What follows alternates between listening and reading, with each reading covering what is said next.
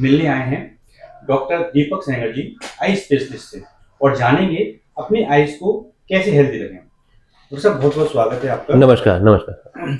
आज हम जानने आए हैं कि जो लोग आजकल मोबाइल यूज करते हैं, लैपटॉप यूज करते हैं, टैबलेट यूज करते हैं, स्मार्ट गैजेट्स का यूज करते हैं, तो आज हम उन्हीं से रिलेटेड बात करने के लिए आएंगे कि उनके वर्क में किस तरीके से उनको इस चीज का ध्यान रखना चाहिए। तो हम पॉइंट्स को लेकर चलते हैं।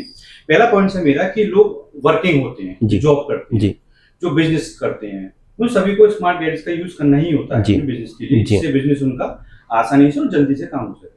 तो वो किस किस चीजों का ध्यान रखें, अपने आंखों को किस तरीके से सेफ रखें, और स्क्रीन रेस्ट कितनी कितनी देर बाद लेते रहें, तो आप उसके लिए बताइए। जी अंशुल जी, आपने बहुत ही अच्छा सवाल उठाया है और हम इसे बिल्कुल डिस्कस करेंगे। हमें ये समझना होगा कि जब हम किसी गैजेट को बहुत पास से नज़दीक से देखते हैं तो हमारी आँख के फंक्शनिंग में क्या गड़बड़ी आती है या क्या परेशानी आती है जिससे कि हमारी आँख में ड्राई आई की प्रॉब्लम आ सकती है।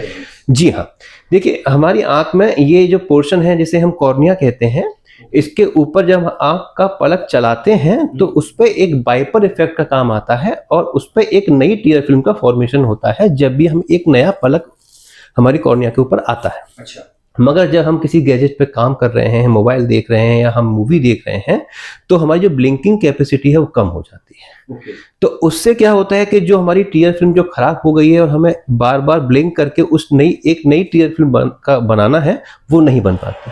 ठीक है। जिससे कि क्या होता है, हम खराब टीयर फिल्म के साथ काम करते हैं और ड्राई आई की परेशानी आती है। जी हाँ। अच्छा, अब जैसे जो लोग स्क्रीन पर काम कर रहे हैं, लैपटॉप चला रहे हैं, तो वो क्या मतलब क्या ऐसा यूज रखें, प्रोटेक्शन रखें अपनी आईज को कि अपनी आईज उनकी सेफ है। जी हाँ, देखिए हमारे पास अपना काम करने के लिए लगभग 2-3 तरह के साधन हैं। एक हम मोबाइल पे काम कर सकते हैं, एक हम लैपटॉप पे काम कर सकते हैं। तो मेरी तो यही सबको सुझाव है कि जितना कोशिश करें लैपटॉप पे काम करें। ठीक है। पहला, स्क्रीन दूर रहता है, उतना इफेक्ट रेस का नहीं आता है। ठीक है। अगर हमें लैपटॉप या मोबाइल पे बहुत ज़्यादा काम करना ही है तो हम कोशिश करेंगे कुछ एक निश्चित समय अंतराल के बाद, जैसे आधा घंटे या 1 घंटे के बाद हमें 30 सेकंड के लिए आंखें बंद रखनी। ठीक है।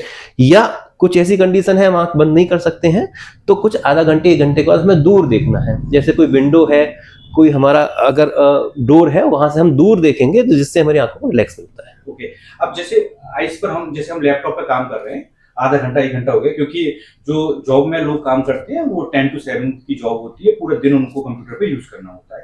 तो स्क्रीन का रेस्ट मतलब वो कितनी देर बाद अपनी आईज को थोड़ा सा रिलैक्स करें, तो कितनी देर? बिल्कुल सही कह रहे हैं आप, और ये मिनिमम 1 घंटे के बाद हमें 2 मिनट का रेस्ट लेना ही चाहिए। रेस्ट किस तरीके का हो, जैसे अभी या तो हम आंखें बंद रखें 30 सेकंड के लिए या 2 मिनट के लिए। अगर हम ऐसी कंडीशन में है जहां हम अपनी आंखें बंद नहीं कर सकते हैं तो दूर देखेंगे, विंडो से या डोर से दूर देखेंगे, जिससे हम रिलैक्स होते हैं। बहुत अच्छा लगा। इसी से ही एक रिलेटेड क्वेश्चन है कि लोग ट्रैवल करते हैं, आते जाते हैं, एक्टिवा का यूज कर बाइक का यूज कर अपने एक प्लेस से दूसरे प्लेस के लिए जाते हैं जी।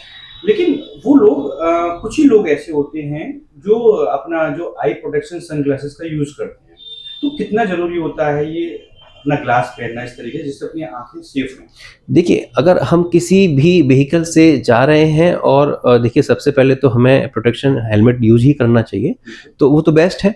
अगर हम उसके साथ साथ अगर हम चाहते हैं तो अगर जिसका सनग्लास जिसका अगर नंबर है चश्मे का तो ऑब्वियसली उसे पहनना ही चाहिए। और अगर वो उस पे ऑप्शन है कि आप फोटोक्रोमेटिक ग्लास ले सकते हैं, जिससे कि वो आपको अगर लाइट में परेशानी है तो उससे बचाएगा। अगर आप सन ग्लासेस यूज करते हैं तो पोलरॉइड हम ग्लासेस का यूज करना चाहिए।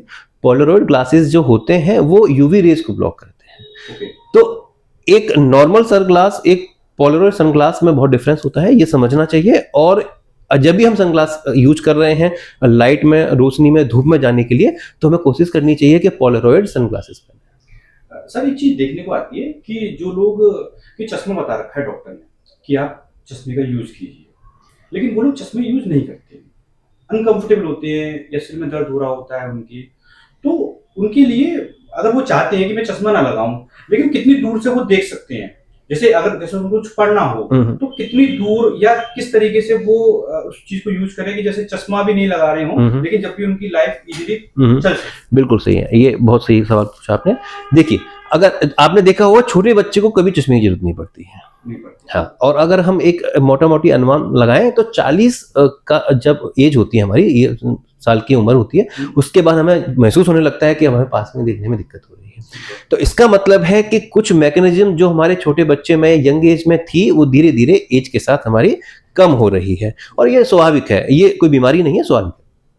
अगर हम नॉर्मल देखें तो हम 25 सेंटीमीटर से लेकर 30 सेंटीमीटर की दूरी हम मानते हैं नॉर्मल है, यहाँ हमें लग के चीजें दिखनी चाहिए। मतलब अगर देखें तो जो स्केल आता है, हाँ, लगभग 25 सेंटीमीटर 30 सेंटीमीटर से हम अगर दिख रहा है सब कुछ क्लियर, तो इसका मतलब है हमें पास की किसी भी देखने की जरूरत नहीं है, और हमारा कोई भी स्क्रीन हमें एडजस्ट करने की जरूरत नहीं है।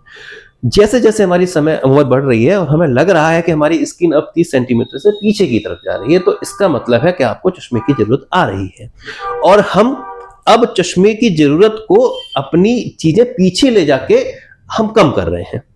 ठीक है, अब आप 40 की उम्र हो गई, इसको हम एकोमोडेशन बोलते हैं। एकोमोडेशन 40 की उम्र पे हमारा जाने लगता है, जो हमें पास का दिखाता है।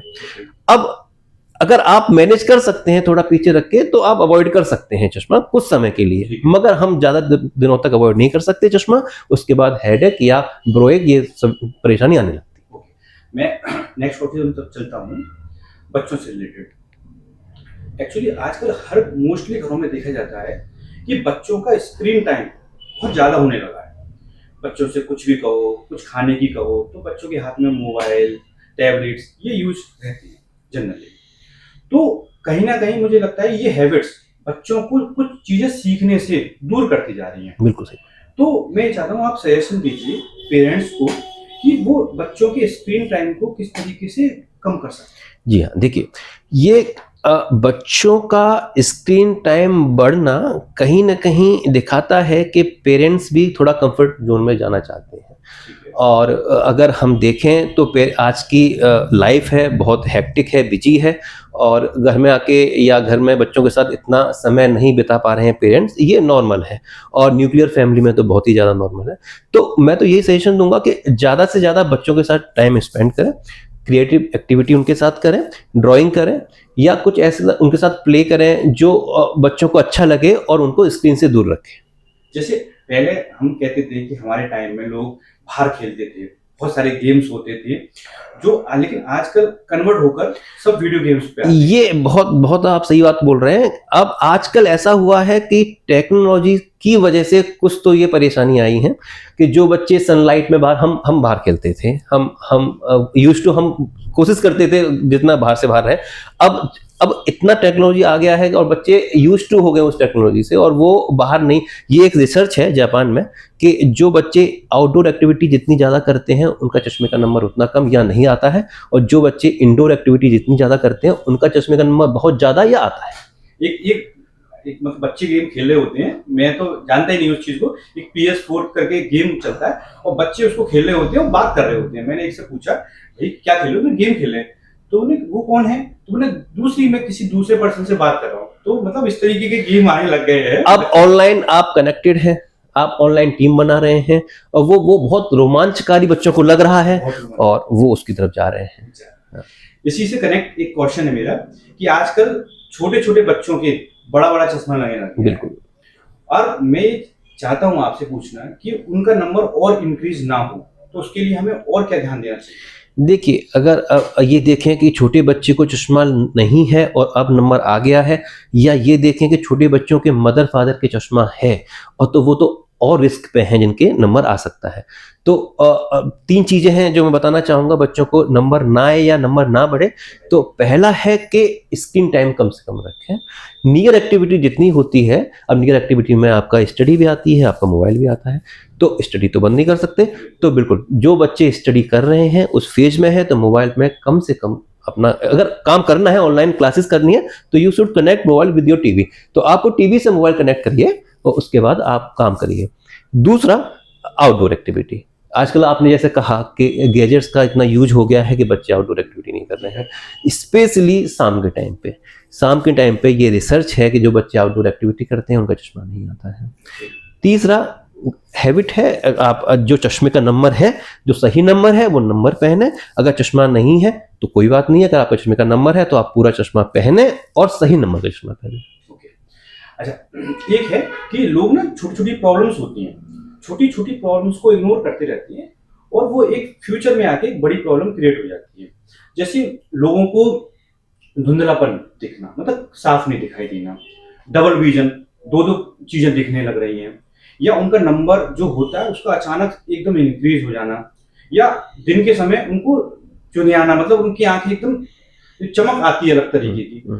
तो क्या मैं ये मान सकता हूँ कि ये मोतियाबिंद के लक्षण है? बिल्कुल, ये सभी लक्षण आप जो बोल रहे हैं सब मोतियाबिंद के लक्षण। तो क्या रीजन होते हैं मोतियाबिंद के, और हम क्या सावधानी रखें मोतियाबिंद के लिए जो हमें ना हो, और कौन सी एक एज होती है जिसमें मोतियाबिंद हो जाता है? जी हाँ जी, आपने बहुत मोतियाबिंद से रिलेटेड बहुत अच्छा क्वेश्चन पूछा।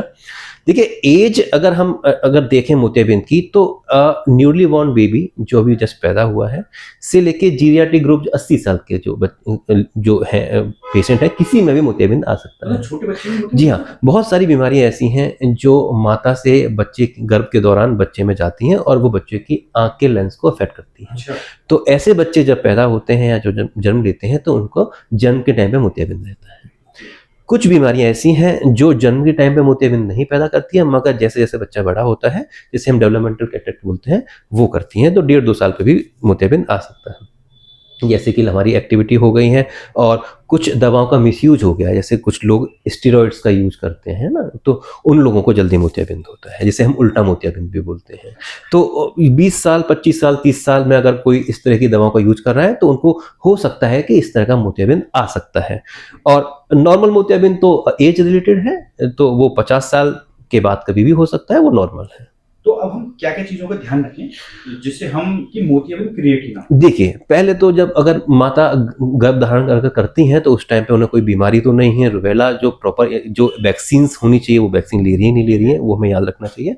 और बच्चे के जन्म के बाद एक डॉक्टर को हमेशा हमें आई चेकअप करना चाहिए, एक नॉर्मली आई चेकअप करना है सब कुछ, और होता ही है, एक आई चेकअप होता है।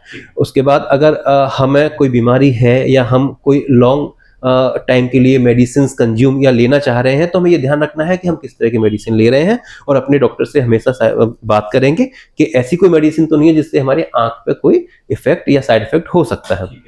ठीक है, ये रही बात। अब नॉर्मल मोतियाबिंद जैसे अगर एज के रिलेटेड है, तो उसका कोई कारण अभी तक नहीं पता चला। कुछ थ्योरीज हैं, बोलते हैं कि लाइट में जो लोग ज्यादा रहते हैं उनको मोतियाबिंद ज्यादा होता है। होना मोतियाबिंद का ये जरूरी नहीं है। जरूरी ये है कि हम जल्दी से जल्दी उसे पहचानें कि हमें मोतियाबिंद है, हम डायग्नोस करें, और जैसे ही डायग्नोस हो हम उसका निदान करें। डॉक्टर साहब, एक चीज और देखने को आई है मोतियाबिंद से रिलेटेड कि लोग चाहते तो हैं कि हम डॉक्टर के पास जाएं, दिखाएं, लेकिन उनको डर लगता है, एक अजीब सा डर लगता है कि कहीं मैं जाऊं और डॉक्टर ने मुझे बोल दिया कि तुमको मोतियाबिंद हो गया है, अब तुमको ऑपरेशन कराना पड़ेगा या कुछ भी चीजें होंगी। तो एक उनको जो डर होता है ना, उस डर की वजह से भी वो अपने चीजों को दिखाती नहीं है। देखिए, बिल्कुल आप सही बोल रहे हैं। पहले एक सर्जरी, एक नाम, किसी पेशेंट के लिए सर्जरी नाम ही एक डर का एक है कि हाँ सर्जरी होगी तो कैसे होगी, क्या होगा।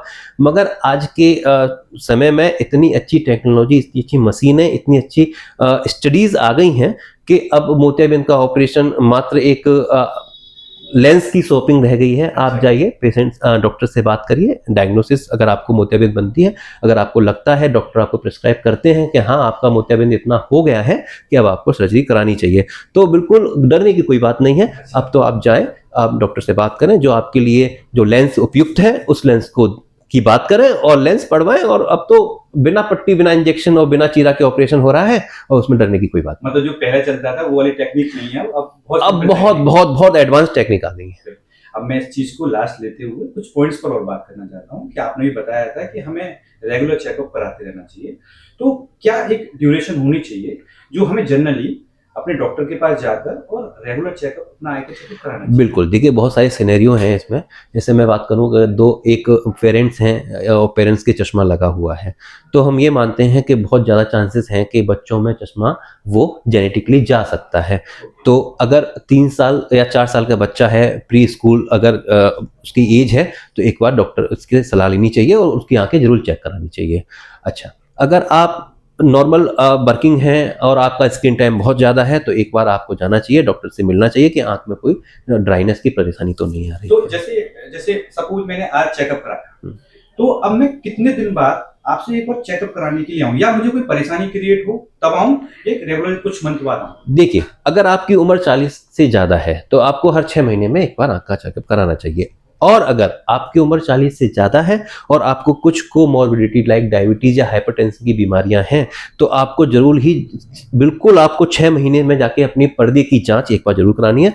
अपनी डायबिटीज़ को कंट्रोल रखना है, अपना बीपी कंट्रोल रखना है। ओके, इससे रिलेटेड ही एक पॉइंट है कि क्या आइज की कोई एक एक्सरसाइज होती है जो, जैसे जो लोग स्क्रीन पर काम करते हैं तो वो घर पर आकर अपनी एक आइज की कोई एक्सरसाइज करें जिससे उनकी आइज रिलैक्स हो? देखिए, आँख में हमारी बहुत अच्छी प्रोटेक्टिव मैकेनिज्म होती हैं और नॉर्मली अगर एक हेल्दी आई है तो हमें किसी एक्सरसाइज की या किसी सपोर्ट मैकेनिज्म की ज़रूरत नहीं है।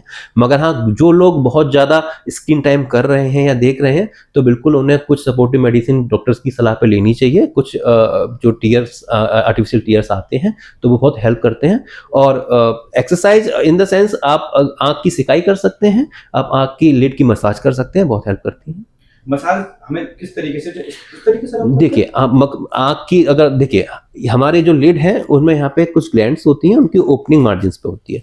बहुत सारी बीमारी होती हैं जिसकी वजह से ओपनिंग ब्लॉक हो जाती है, तो हम घर पे सिंपली गर्म कपड़े से सिकाई करके उसके बाद लिड की अंदर से बाहर थोड़ा प्रेशर देके मसाज इस तरह से और लोअर लिड का इस तरह से मसाज कर सकते हैं। तो अल्टीमेटली क्या किया हमने, गर्म करके उसके जो हमारी ग्लैंड्स है उसके अंदर का जो सबस्टेंस है उसको हमने लूज किया और मसाज से उसको स्क्वीज आउट किया, जिससे कि उसकी फंक्शनिंग दोबारा से आए।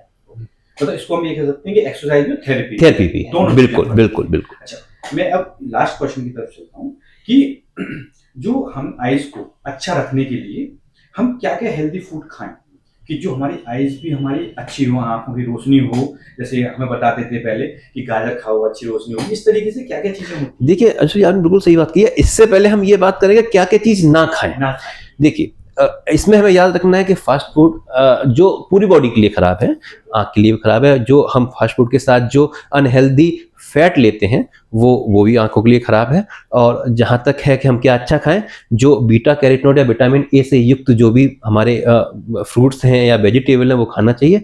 और बिल्कुल यही है, दाल खाएं अपना और दूध पिएं, सब अच्छा है। और नॉर्मल डाइट। आजकल देखा जाता है तो जितनी मतलब भीड़ फास्ट फूड्स के ठेले में हाँ मिलेगी, बिल्कुल लोग बिल्कुल बहुत एंजॉय बिल्कुल। बट ये है ना, आपको लॉन्ग टर्म के लिए इसको तो इफेक्ट दिखता है इसको। बहुत अच्छा लगा आपसे बात करके, बहुत सारी नॉलेज इंक्रीज हुई जी, इस चीज जी, के लिए, बहुत अच्छा लगा। लास्ट में मैं एक ही चीज कहना चाहूंगा कि बिन आंखें संसार अंधेरा है, हर कोई सूरदास नहीं हो सकता जो बिन आंखें भगवान के दर्शन कर सकता। बिल्कुल सही कह रहे हैं आप, बिल्कुल सही कह रहे हैं। बहुत बहुत आपका आंखें हमारी बहुत कीमती हैं। मैं सभी दर्शकों से अब बोलना चाहूंगा कि आंखों का ख्याल रखें। बहुत बहुत धन्यवाद। बहुत बहुत धन्यवाद।